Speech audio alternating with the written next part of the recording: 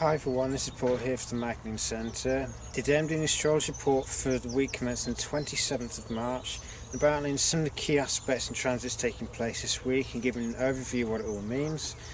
Before I do that, I just want to clarify, as I always do, that the astrology doesn't control our lives. It gives us a framework to help us understand what is unfolding around us. It helps us to recognise what kind of spiritual lessons are there for us to be learning. But at the end of the day, for anything to change, it requires that we take action and we seek to utilise astrology as a means to guide our actions so they're following the natural flow of events rather than trying to force things to happen outside of natural timing. So really, astrology is about learning to recognise the natural unfolding of events and how to utilise the natural flow of things to make the best course of action at any given point. Now, in terms of the astrology this week, I'll begin with the moon's transit as normal. So we start with her in Sagittarius, so this is a time where I may feel that desire to expand our horizons, whether that be through exploring concepts that are alien to us or exploring new terrains that we haven't been to before. But on the same day, the moon will enter Capricorn, so this is a time where I may feel the need to focus on looking at the quality of our lives and seeing if we're happy with it and taking full responsibility for how our lives unfold. So if we don't like what we're seeing, we take responsibility for changing it and making the necessary adjustments so that we do feel fulfilled. On Saturday, the moon will enter Aquarius. This will be a time where you may feel that kind of need for group connection and working within our groups or communities. There's also time to kind of take stock of our place within the community and see, are we happy with what we're creating, or are we happy with what we're doing, and is there more that we could be doing to help out our communities. Before on Monday, the moon enters Pisces, and this is the time for having that emotional connection, emotional understanding of oneness, of aligning with spirit and feeling spirit flowing through our lives. And it's also time to kind of seek to open the heart and embrace unconditional love and compassion, as opposed to closing it as a way of trying to avoid feeling suffering. Because Pisces connects us with both collective suffering and with unconditional love, and it's through embracing that unconditional love that we can mediate that suffering, as it were, or alleviate it within our own lives. Now, in terms of the aspects taking place this week, the first ones take place on Thursday, so the big one being that Mercury's turning direct this Thursday, and with that comes a time for taking that forward momentum again, taking forward action. So we've had, this will be 3 weeks worth of reflection and seeing whether the course of actions that we've been taking or whether the kind of projects that we thought that we wanted to produce are actually right for us. That's a time to see if the dreams that we've been looking at or focusing on are actually the right ones to be implementing at this time. Because the sun is obviously in Aries during this entire time, so this is the time for taking action and making goals happen. But Mercury retrograde has been counselling us against taking the wrong course of action or pursuing the wrong dreams. It's been an opportunity for us to kind of reflect on the dreams that we thought we wanted to achieve, and to also embrace that surrendering process of Pisces to recognise what we actually need to still let go of in order for our dreams to become a reality through taking the right course of action. So some of it has been about letting go of mental attachments that prevent us from pursuing the goals that we know are right for us, but we may fear pursuing them because it's a break from the familiar. On the same day, Pluto is going to be exactly conjunct to the South Node, though this aspect will be in effect for a few weeks yet. This particular aspect is all about letting go. So the South Node is in Capricorn, and this is a time where key things that we need to be working on overcoming are pursuit of a goal without so obsessing over the end result of a goal without focusing on the process needed to get there. It's also about obsessing over social status, or only doing things that will gain us social approval, even if they're not actually what we want to be doing. And it's about taking responsibility for things that aren't actually ours to take responsibility for. So it's making sure that what we're getting involved in is actually right for who we are. So wherever we have this tendency to do things for the sake of social approval, or to do things to try and gain people's respect as opposed to doing things for our own self-respect, Pluto here is encouraging us to let go of these tendencies, to embrace that transformational energy of Pluto, that phoenix power that allows us to die to the old, to be reborn anew. So it's that process of self-discovery, that transformation of the old through that self-honesty. So recognising, do we actually want to be doing the goals that we want to achieve? Do they actually bring meaning for us, or are we just doing it in the hopes it will pay off with greater social status or greater respect from other people? Whereas the North Node in Cancer, which is opposite this combination, is telling us that actually what we need to be doing is letting go of these obsessions with trying to gain social respect or social status, and instead do what resonates with who we are. It's connecting with our feelings again and allowing them to be the litmus test or the barometers to whether what we're doing is right for who we are. It's about embracing humility and compassion again, rather than that dogged work ethic that allows us to achieve a lot, but are we actually achieving what's meaningful for us? It's far better to let go of the need to achieve things to get other people's respect, and instead utilise that work ethic towards goals that bring personal meaning and allows us to treat one another as human beings again, rather than just treating each other as statistics or treating each other as though we're just a stepping stone towards some things. So learn to see each other as humans again, and overcome the tendency to try and use and abuse people towards the specific goal we may have in mind, and instead honour one another and treat one another with love, dignity and respect. On Saturday, the Sun is going to be, Pluto will be square to Pallas Athena retrograde. So this particular aspect highlights any tendency where we have any mental obsessions. So Pallas Athena in Libra is all about achieving balance. It's bringing balance to that yin and the yang.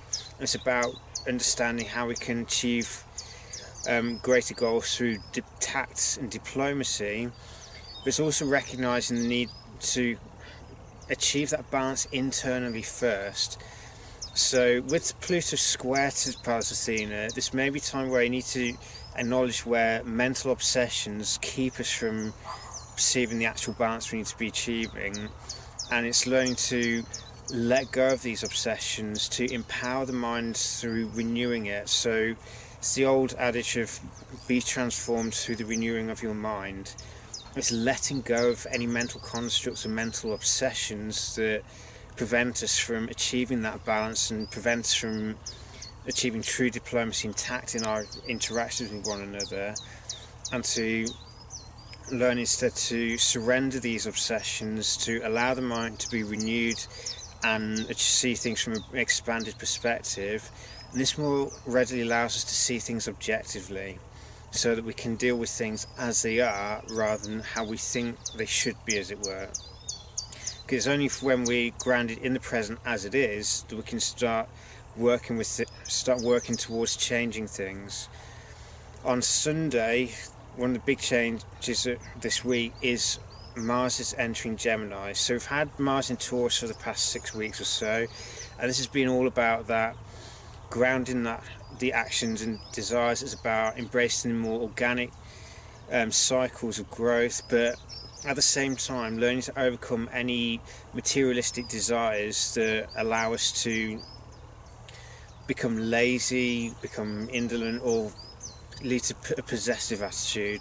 Now with Mars in Gemini, this is about that seeking variety in life, so embracing multiple activities to expand our perceptions. But the thing that we need to keep in mind is that in order for us to do that without wearing ourselves out through overstretching ourselves, we have to learn to be grounded in the present moment. So it's having that detachment in order to be fully engaged in the activities that we're doing in real time, and it's through that detachment that we can achieve much without wearing ourselves out. and it's through being in the present moment that we can be fully engaged in our activity. With Mars in Gemini, this is also an opportunity to bring the action and desires under the domain of the rational mind, as it were. So it's thinking before we do anything. So rather than just charging out the gate or charging at things willy-nilly, it's utilising the mind and thinking things through first before committing to a course of action. And if we do want to embrace a variety of projects, it's also embracing the ability to start embrace an action or embrace some kind of hobby, and if we recognise that actually it's just going to drain our resources or isn't going to serve us, it's being able to let go of it just as easily. So it's that detachment where we can move on from things easily and we don't cling to things in any way, we don't desire things that aren't right for who we are. So it's having that detachment. So one of the things that we need to be mindful of at this time is to see where does the ego feel like it has to keep us going in constant activity and constant variety in order for it to exist. It's learned to overcome that need to always be doing things and instead develop a level of detachment that allows us to be fully engaged in what we're doing and allows us to pursue multiple things simultaneously, but being aware of what works for us, what doesn't, and letting go of what doesn't serve us so we don't wear ourselves out and don't overstretch ourselves. Just having that necessary detachment that allows us to see things clearly. The final aspect this week is the third and final conjunction between Mercury and Neptune on Tuesday. So Mercury backtracked over Neptune towards the tail end of his retrograde, the Sunday just gone. Next Tuesday, Mercury conjunct Neptune direct. This is the last opportunity to kind of evaluate the kind of dreams that we want to achieve. So taking what we've learned in the Mercury retrograde with this final pass and this final seed, if you like, being sown with Mercury the left brain and Neptune the right coming together, it's daring to dream, it's daring to pursue our dreams, and it's learning to not override our dreams with logic to the point where we prevent ourselves from embracing our creative potentials. We prevent ourselves from daring to explore dreams for our lives that we want to try and achieve. And it's bringing logic and intuition together so that they inform and balance one another out, so that we can bring the intuitive side can show us the kinds of things that feel right for us to do, and then use Mercury's logic to figure out what is the best course of action to make it happen. So there's quite a bit to take on board this week, but a lot of it is to do with cultivating detachment and objectivity. This also applies with the Sun in Aries at this time, because objectivity is what allows us to make sure that our actions are guided by right mind, or that's right action in other words.